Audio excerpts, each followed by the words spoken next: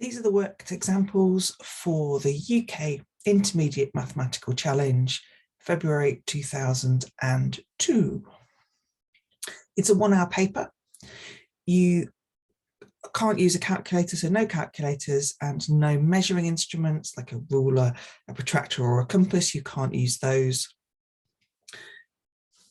Each correct answer between questions 1 to 15 are 5 marks. Each correct answer between 16 and 25 are 6 marks. Now, if you're doing my competition maths class, then that's all you need to be concerned about, and I will send you a Google form that helps you to mark your paper. But in the actual competition itself, in the actual challenge, you will be deducted marks for incorrect answers after question 16. You lose 1 mark, and then after question 21, you lose 2 marks. As I say, don't worry about those because I want you to try as many questions as possible.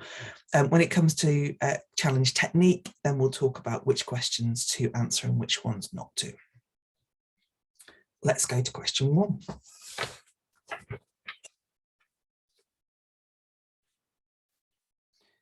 Which of the following numbers could replace the square so that the value of square over 5 or something fifths lies between 3 and 4?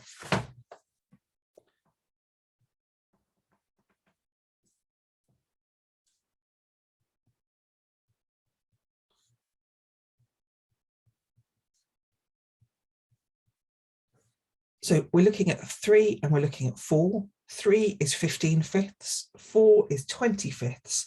Therefore, the only number that's on the options, and we've got A, B, C, D, and E.